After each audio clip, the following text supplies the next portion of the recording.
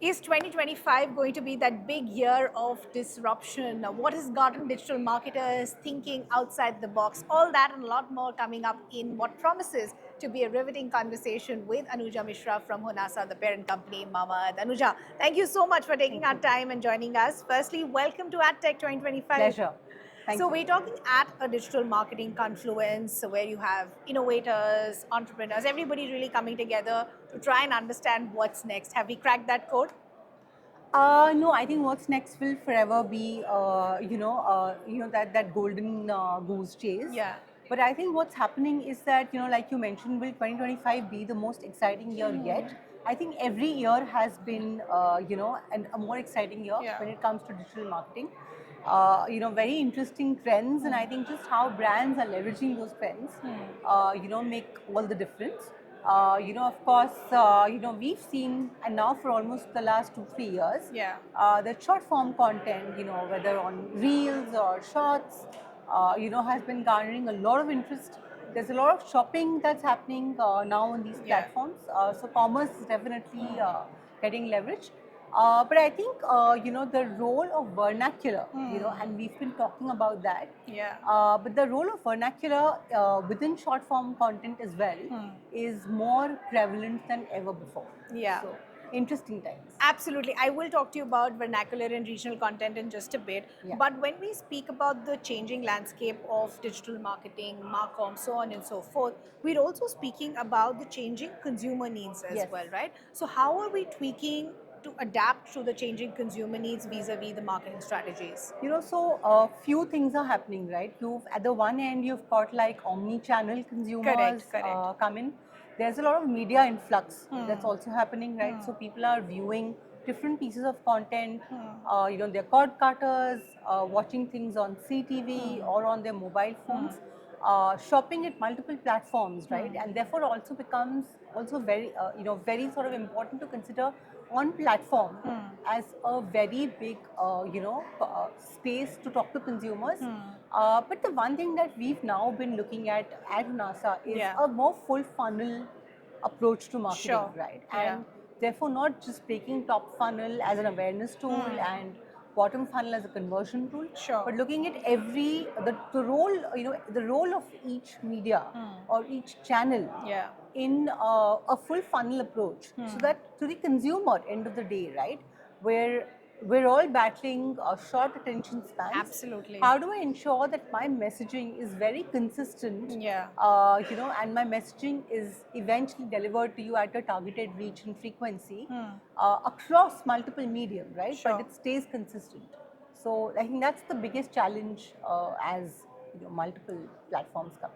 Just taking on from what you said, which is bang on, which is we're also not just dabbling with newer things being offered to the consumers, the attention span is also getting shorter with each passing day. Thus, the content that you're curating or creating for them is also changing on a need to need basis. Oh yeah, absolutely. So we've been pioneers of influencer marketing, right, and more organic influencer Yeah. marketing.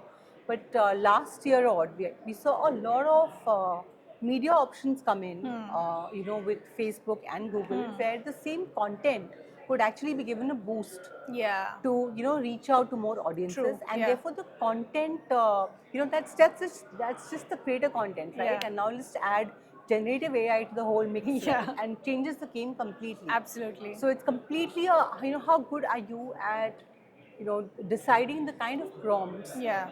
that you need to create the content for, and how soon you can do that. Yeah.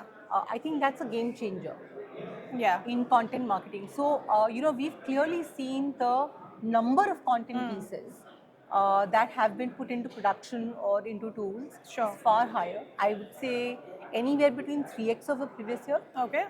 And what's also happening is that now you're letting the engine not just create content, decide for which content is better suited to which kind of audience, Yeah. and which one delivers better ROAS Yeah. and awareness. So I think a lot of learnings on both media and content. Yeah. How are you seeing the rise of regional content creators and hyperlocal strategies that are also now seeing a lot more, I would say, mainstream attention than what they were getting earlier? Yeah. So, honestly, again, because I spoke about influencer marketing, we always have known that when you're looking at creating influence, you know, creating it in a language that's understood, Absolutely, right, yeah. is going to be one key pillar of a great content piece. Yeah. You know, we've just seen that amplifying with a lot of micro and nano creators being, you know, from different parts of the country Sure. and appealing to the sensibilities of the specific geographies. Yeah. I think that phenomena is definitely sort of coming up. And again, you know, use of AI to kind of ensure that, you know, the same great content piece is Yeah. not just limited to a English or a Hindi, but can be very quickly created in a vernacular content, checked for authenticity, right? Yeah. Checked for you know, getting diction, pronunciation wrong, is actually becoming a game changer when it comes to vernac content. Yeah. But I think more than ever, I think number of reels in vernac is, you know, again 30x of what it was last year. That's exactly what I was getting to. It's not just the content, but the format as well. Yeah. The short-term, short format video, right? Yeah. That is seeing massive penetration, massive Yeah. integration. How are you seeing the usage of short-term video in your own marketing plans and strategies? So, you know, arguably the attentions we're told is as low as 3 seconds today, Yeah. right? Because there's a thumb stopper phenomena at Absolutely, play. yeah. And therefore, it's important that, you know, it's not just the absolute length of your content, but it's about hook rates. How do you Absolutely. ensure that in the first 3 seconds, You're hooked. hooking the consumer Yeah. to at least, you know, continue watching Yeah. your ad up to 10 seconds? But interestingly, you know, I've seen both long and short format have its own role. Yeah. So when it comes to demo-based articulation, I think long format still has a better role. Sure. But when it comes to quick gratification, Yeah. that's where we've seen short format perform significantly better. Or where you want to just quickly summarize a key message, Yeah. you know, in like 30 seconds, that's where short format works better. Lovely. We'll end with a fun rapid fire. So talk if to us. this wasn't rapid fire now. If this was a rapid fire. So talk to us about your experience at AdTech in one word.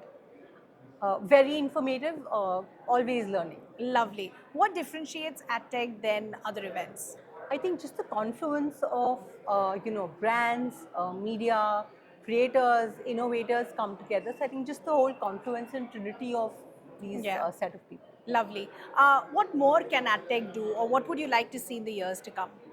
I think, of course, you know, maybe more live examples of Okay. how AI is actually being used, you know, and I'm sure that's already happening. Yeah. But more brand use cases, you know, which will kind of will make the brand marketers believe in usage, you know, in the AI usage more here and now. And I think just maybe, you know, a little bit more informal catch-ups with, you know, would be great. Lovely. This has been a pleasure chatting with you. Thank you so Likewise. much for Thank taking you. our time. Thank and you. we hope you have a brilliant rest of the day as well. Thank you so much.